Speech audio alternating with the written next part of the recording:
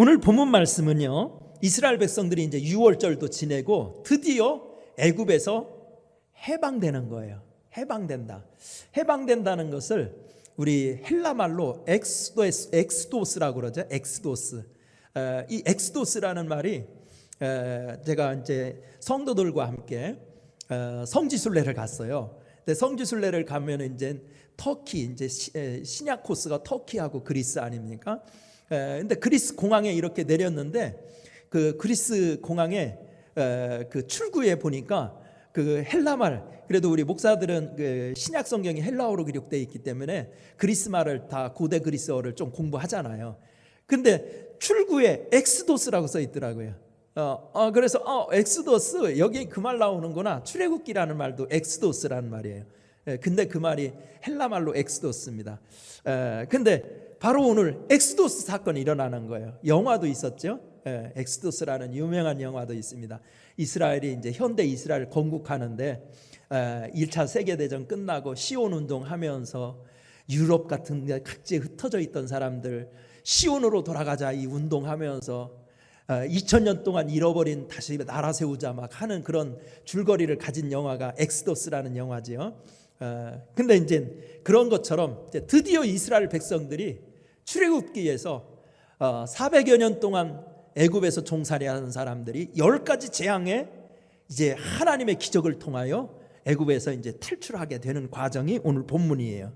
그래서 37절 보면 이스라엘 자손이 람셋을 떠나 숫곳에 이르더니, 람셋, 이스라엘 백성들이 주로 거주하던 지역이 람셋이죠. 그래서 람셋에서 떠나가지고 숫곳으로 이동하고 이러면서 드디어 애굽을 빠져나오는 장면이 기록되어 있어요. 자, 오늘 본문을 보면서 두 가지만 오늘은 생각해 봤으면 좋겠어요. 본문 가운데서 두 가지 말씀만 함께 잡아서 우리 묵상했으면 좋겠는데요. 첫째는 이겁니다.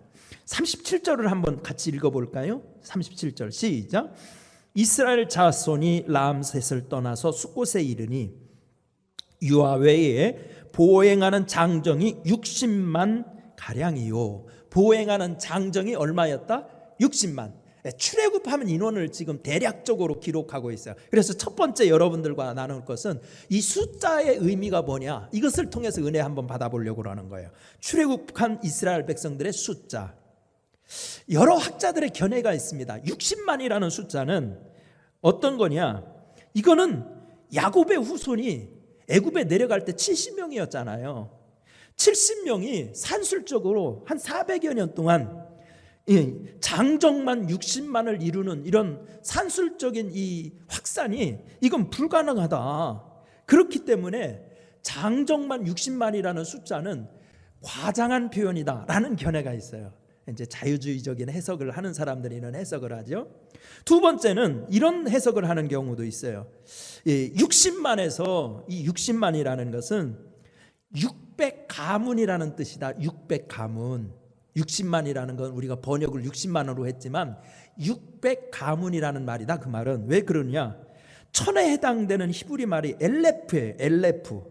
근데 이 엘레프라는 말은 가문으로도 번역할 수 있는 말이에요. 성경에서도 이 엘레프라는 말이 가문으로라고 여러 번 번역된 데가 있어요.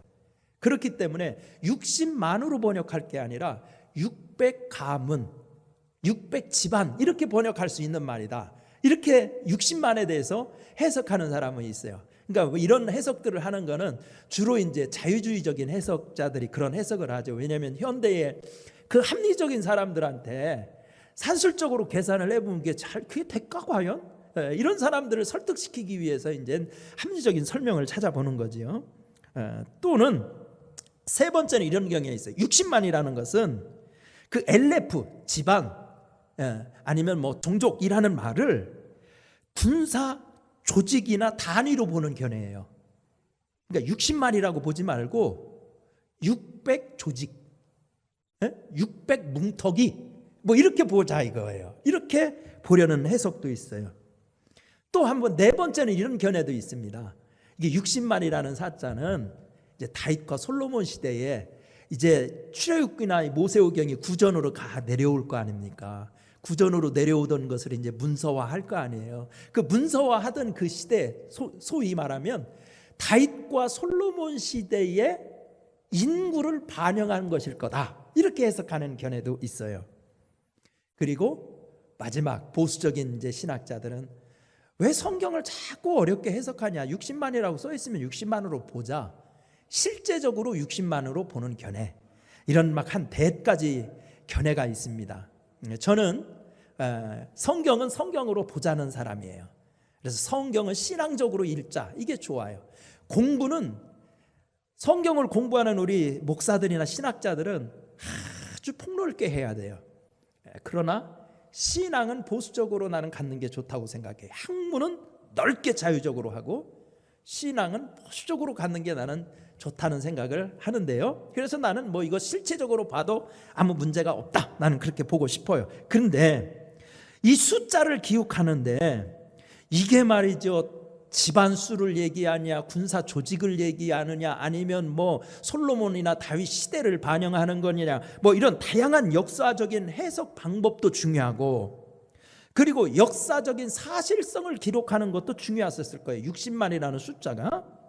그러나 나는 여기에서 그 60만이라는 숫자를 통해서 그걸 어떤 식으로 해석하느냐, 그거보다 60만이라는 숫자를 기록한 신학적인 배경이나 이유가 나는 더 중요하다고 생각하는 거예요.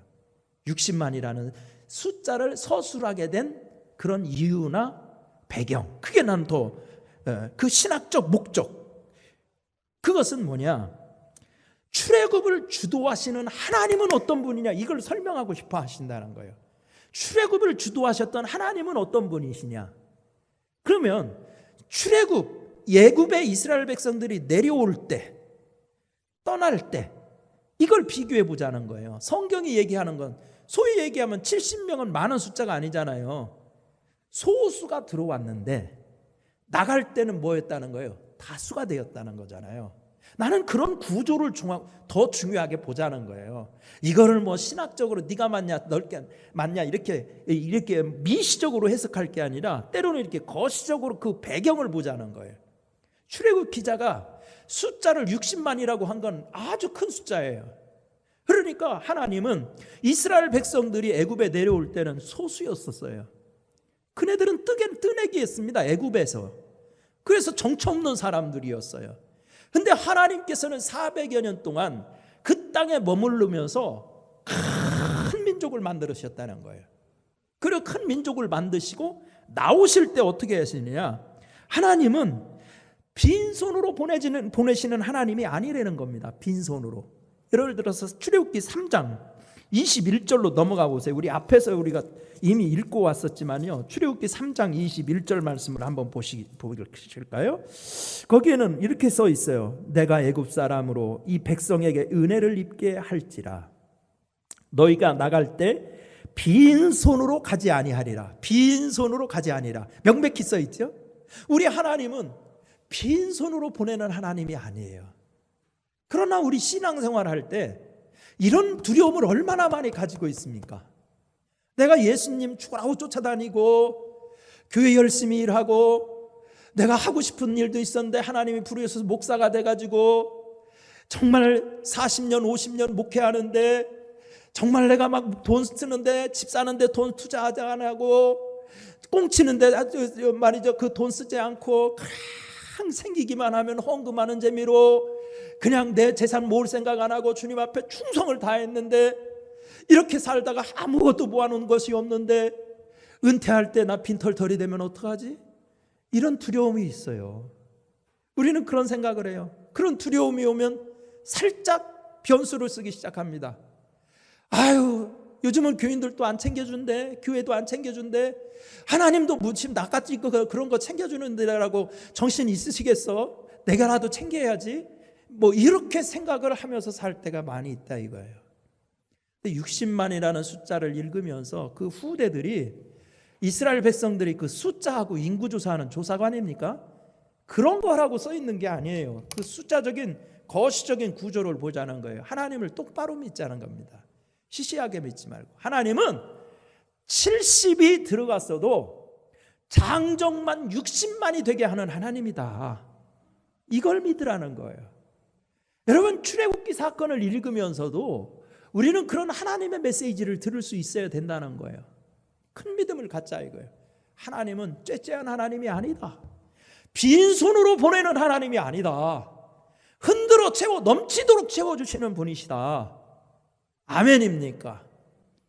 오늘 영상으로 예배드리는 여러분들에게도 이 믿음이 있기를 바랍니다. 하나님은 70인이 내려가서도 장정만 60만이 되게 해서 나오게 하시는 분, 빈손으로 돌려보내시지 않는 분, 우리 하나님은 좋으신 하나님이라는 믿음으로 승리하시기를 축원합니다. 두 번째, 오늘 볼 말씀은, 묵상하고 싶은 말씀은 절기준수명령이에요. 절기준수명령 43절부터 이제 51절까지 이제 쭉 한번 같이 읽어보세요. 43절만 한번 읽어볼까요? 시작. 여호와께서 모세와 아론에게 이르시되 유월절 규례는 이러하니라. 이방 사람들은 먹지 못할 것이나, 쭉 이제 유월절부터 나와야죠. 이스라엘 백성들은 절기, 세 절기 꼭 지키라는 거예요. 유월절, 그 다음에 무슨 절이에요? 초실절, 그 다음에 수장절, 세 가지 절기는 꼭 지켜라. 이 절기 지키는 명령을 지금 내리는 겁니다. 유월절에 대해서는 우리가 지난주도 했고 전주에도 유월절에 대해서 언급을 했기 때문에 여기 왜 유월절을 지키기 위한 준비물 우리 공부했었잖아요. 어린 양을 준비해야 된다, 또 뭐 누룩을 제거해야 된다, 우리 지난주에 다 살펴봤던 것들입니다. 근데 오늘 본문에서는요, 절기를 지키는 거에 대해서 그런 집안 내에서 적히는 준비사항뿐만 아니라 외적인 준비사항에 대해서 얘기해요. 외적인 준비사항.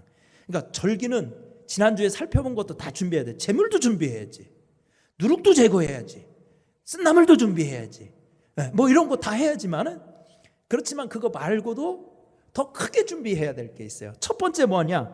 할례 받아야 돼. 할례. 그래서 오늘 48절 말씀 보세요. 48절 여기 보면 너희와 함께 거류하는 타국이나 여호와의 유월절을 지키고자 하거든 그 모든 남자는 뭐를 해야 돼요? 할례 받아야 된다. 할례. 그러니까 절기를 잘 지키기 위해서 준수해야 될 첫 번째는 할례를 받는 것입니다. 할례 받지 않은 사람은 절기를 지킬 수가 없어요. 자격이 안 됩니다. 이게 뭘 얘기하려고 그러는 거냐? 우리 지난주에도 우리가 살펴봤었어요. 유월절 지킬 때 양 잡았죠. 그 다음에 음식도 장만하죠. 떡도 준비하죠. 나물도 준비하죠. 그럼 제사 지내면 그거 먹잖아요. 그러면 우리는 유월절을 갖다가 어디다 두고 초점을 맞추고 계시냐면, 유월절 절기의 중요한 의식은 먹는 의식이다, 이렇게 생각하기 쉬워요. 우리도 그런 말 있잖아요. 우리 속담에도 제사에는 관심 없고 뭐다? 제밤에만 관심 있다, 이렇게 생각할 때 있잖아요. 우리도 신앙생활을 그렇게 할 때가 많아요. 절기라는 것도 먹는 거에 관심 둘 때가 있어요. 근데 이런 할례 문제를 얘기하면서 뭘 얘기하는 거냐? 그것은 이 유월절이라든지 초실절이라든지 수장절이라든지 이 하나님의 절기는 배를 채우는 의식이 아니라는 거예요. 재물은 다 배 채우는 재물이에요. 양도 배 채우는 거잖아. 사실은 떡도 배 채우는 거고 나물도 배 채우는 거잖아요. 그러니까 그 절기의 정신은 배를 채우는 거라고 생각하면 안 된다는 거예요.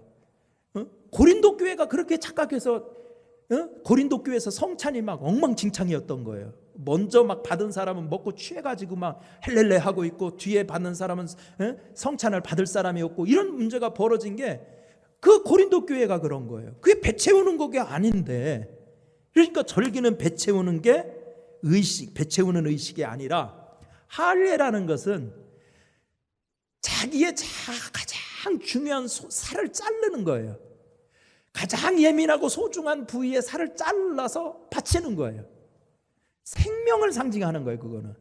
그러니까 이 절기에서 할례를 받으라, 이 말은 모든 신앙생활의 초점이 육신의 배를 채우는 데 관심이 있어서는 안 되고, 제사다, 예배다, 봉사다, 그 모든 것은 생명을 바치는 데 초점이 맞춰져 있어야 된다는 거예요. 이게 할례의 중요한 의식이에요. 배 채우는 게 아니라 뭐라? 내 생명을 바친다는데, 그 정신으로 하는 게 예배예요. 그 정신으로 하는 게 절기예요. 그래야 하나님이 받으신다는 거예요. 우리에게도 그런 믿음이 있기를 바랍니다. 두 번째는 우리가 생각해 봐야 될 게 48절에 계속되는 것이면은요, 여기 보니까 48절에 너희와 함께 거류하는 타국인, 그러니까 유월절은 이스라엘 사람만 지킬 수 있을까요? 타국인도 지킬 수 있을까요? 타국인도 지킬 수 있어요. 그래서 타국인이라도 할례 받고 율법을 받아들이면서 나는 여호와의 자식으로 살겠습니다, 이렇게 한 사람들, 타국인이라도, 그리고 인종적으로 타인종이라고 하더라도. 그래서 여기서 보면 혈통적인 구분을 넘어서 신앙 고백의 기준으로 받아들이는 것을 볼 수 있어요. 이방인이라도 할례를 받으려면 유월절에 참여할 수 있다는 것입니다. 여기에서 중요한 걸 봐야 된다는 거예요. 복음의 개방성을 구약을 통해서도 봐야 된다는 거예요. 복음의 개방성과 포용성. 우리는 선민의식을 너무 배타적으로 생각할 때가 많아요. 그건 선민의식을 제대로 이해하지 못한 게예요. 왜냐하면 선민의식은 복음의 포용적인 정신은 신약에만 와서 있다고 생각하는 사람이 많아요. 아니에요. 구약에서도 보면 이미 하나님이 출애굽할 때부터 거기 이스라엘 백성들만 나온 거 아니에요. 같이 따라온 다른 인종들도 많았어요. 그 사람들도 다 할례 받고 여호와의 율법을 받아들여서 하나님의 언약의 백성으로 살면 유월절 의식 참여하게 하라는 겁니다. 중요한 거예요. 신앙생활에 생명력이 있으려면 어떻게 해야 되느냐, 교회 공동체가 생명력이 있으려면 어떻게 해야 되느냐, 이렇게 타민족이라도 할례 받고 신앙 고백이 있으면 받아들이는 포용성과 그리고 개방성이 있어야 된다는 겁니다. 그러니까 교회가 잘 되는 교회는 이 정신이 살아있어요. 자기끼리만 하는 거 있잖아요. 어렸을 때부터 그냥 같은 동네에서 야자하던 사람들만 죽을 때까지 그냥 똘똘 뭉쳐가지고 전도할 생각도 안 하고, 그렇게 폐쇄적이고 배타적이어서는 교회가 제 기능을 할 수 없다는 거예요. 외부에서 들어온 사람들은 자꾸 밀어내가지고 너 우리 교회 온 지 짬밥이 얼마나 됐는데 벌써 날치냐, 막 이런 분위기 가지고는 교회가 교회되게 할 수 없다는 겁니다. 개방성, 예수님의 마음으로 어떻게 해야 되는 거예요? 네가 신앙 고백, 진짜 예수를 주로 고백하고 주님을 위해서 헌신하는 그런 믿음이 있으면 우리는 다 한 식구야. 그러면 우리는 다 주 안에서 한 형제야, 그리스도의 함대된 군사들이야, 동지들이야. 이런 개방성과 포용성 끌어안는 모습이 있어야 교회는 생명력이 유지될 수 있다는 겁니다. 여러분, 우리 속에 그 믿음을 달라고 기도해야 됩니다. 예수님의 마음을 달라고 기도해야 돼요. 그 다음에 한 가지 더 봐야 될 거는요, 이 유월절 제사 지키는데 46절 한번 보세요. 46절. 한 집에서 먹되 그 고기를 조금도 집 밖으로 내지 말고, 그 다음에 뭐 하래요? 뼈도 꺾지 말아라. 자, 여기 보면 유월절 양에 뼈를 꺾지 말라는 그런 구절이 있어요. 왜 뼈는 꺾지 말라고 했을까요? 여러분, 뭐 이제 다 요리를 하려면 여러분들도 시장에 가가지고 닭 한 마리를 사와도 닭볶음탕이라도 하려면 뼈 꺾어야 돼요, 안 꺾어야 돼요? 막 칼로, 막 보칼로 그냥 식칼로 내리쳐가지고 토막토막 내야 되잖아요. 근데 그렇게 하지 말래요. 근데 왜 뼈를 꺾지 말라고 했을까? 여러 가지 해석이 있습니다. 뼈를 꺾는 것은 애굽식이다. 그러니까 세속적인 그 이방인 문화 풍습으로 제사 드릴 수 없다, 그런 이유 때문이라고 하기도 합니다. 또 하나는 뼈를 하나로 남겨두라는 뜻이니까 하나된 공동체를 상징하기 위해서다, 이렇게 해석하는 경향도 있어요. 또한 이것은 음식이 아니라 제사용이기 때문에 온전하게 둬야 되기 때문에 그렇게 했을 거다라는 생각도 있어요. 또한 이런 해석도 있어요. 뼈를 꺾으면 뼈에서 골수가 나오기 때문에, 그런 골수가 나와서 하면 재물이 오염되기 때문일 것이다, 이렇게 해석하는 것도 있어요. 그런데 요한복음 19장 31절부터 36절 말씀에 보면 유월절 어린 양은 상징성이 있어요. 누구를 상징하는 거냐면 예수 그리스도를 상징하는 거예요. 예수 그리스도를 상징, 유일하신 예수님을 예표하는 거예요. 그래서 예수님을 상징하기 때문에, 그래가지고 예수님이 십자가에 달리실 때도 뼈를 안 꺾어요. 성경의 약속을 이루기 위해서. 근데 로마의 처형 방식은 그렇게 안 했거든요. 사람들을 십자가에 못 달아놓고 나서요, 그리고 나서 더 이상 막 힘을 쓰고 도망가지 못하게 다 쇠몽둥이 같은 걸로 뭐 이런 막 정강이 뼈 이런 거 다 꺾어버렸거든요, 쳐가지고. 근데 예수님은 그렇게 하지 않은 것도 성경에서 그렇게 설명을 하고 있어요. 그러니까 뼈를 꺾지 말라, 이 말은 여러 가지 의미가 있지만 예수님, 유일하신 예수님을 예표하는 거라는 겁니다. 그러면 6월절을 통해서도 우리가 구역을 읽으면서 뭘 해야 되냐면 이런 걸 성경적으로 배우고서, 아하, 6월절에 진짜 중요한 것은 누구를 찾아야 된다? 거기서 양 절기 지키는 거 이런 순서를 외우는 게 아니라 진짜 발견해야 될 것은 누구를 발견한다? 예수 그리스도를 발견해야 된다. 그래서 발견해서 어떻게 해야 된다? 예수님과 깊은 교제로 나가야 진짜 6월절을 지켜지는 거라. 이걸 얘기하려는 거라는 거예요. 우리도 6월절을 통해서 예수님과의 새로운 관계가 맺어져야 된다는 겁니다.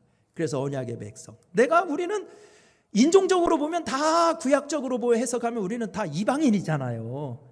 우리는 이방인이에요. 피가 우리가 유대인입니까? 그런데 우리는 예수 그리스도의 이 놀라운 어린 양의 보혈의 피로 정말 신앙의 고백을 통해서 우리는 새로운 하나님의 자녀가 되었고 하나님과의 새로운 관계 안으로 들어가야 된다는 것입니다. 여러분, 우리는 하나님과의 사무적인 관계가 아니라 이런 사랑의 관계를 가져야 우리 믿음이 살아있게 되어 있다는 것을 6월절이나 3대 절기 지키는 정신이라는 것입니다. 그러니까 꼭 깨달아야 돼요. 우리가 절기의 정신이 뭐냐? 그것은 우리 속에 어린 양이신 예수 그리스도와의 생명적인 관계, 사랑의 관계, 사무적인 관계로 신앙생활하면 그것처럼 피곤한 게 어디 있을까요? 우리 예수님이 그냥 사랑스러워 느낄 수 있도록. 그래서 신앙생활이라는 것은 그럽니다. 우리 육신하고 비슷한 면이 있어요. 우리 육신의 근육도요, 훈련해야 큽니다. 근육이라는 건 훈련해야 커요. 신앙의 근육도 그냥 안 커요. 신앙의 근육도 훈련해야 큽니다. 기도 훈련, 말씀 훈련, 예배 훈련, 찬송 훈련, 이런 게 자꾸 훈련돼야 기도의 근육이 크고 예배의 근육이 커서 힘을 쓸 수가 있어요. 여러분, 오늘 철야, 우리 금요 성령 부흥회를 통해서 우리도 여러분 믿음의 근육을 키우시기 바랍니다. 말씀이 근육이 늘어나기를, 기도의 근육이 늘어나기를, 은혜의 근육이 늘어나기를 축원합니다. 그래서 여러분들도 정말 하나님의 새 백성으로서 주님과 새로운 은혜를 충만하게 누리면서 승리하며 살 수 있기를 바랍니다. 예수 사랑이 여러분 속에 충만하기를 축원합니다. 기도하겠습니다. 은혜로우신 하나님 아버지, 감사합니다. 우리 주님께서 우리 속에 정한 마음을 창조하여 주시고 은혜 충만, 성령 충만케 하여 주옵소서. 아버지, 우리에게 부욕해 하시는 하나님, 우리 하나님의 은혜를 깊이 의지하고 깨달으며 살 수 있게 도와 주옵소서. 절기 준수 명령의 뜻을 제대로 알게 하여 주옵소서. 하나님 아버지, 성도들에게 성령의 단비를 내려 주옵시고 가슴이 예수로 뜨거워지게 하여 주시옵시고 예수님을 높이며 증거하며 살 수 있도록 복내리어 주옵소서. 예수님의 이름으로 기도드리옵나이다. 아멘.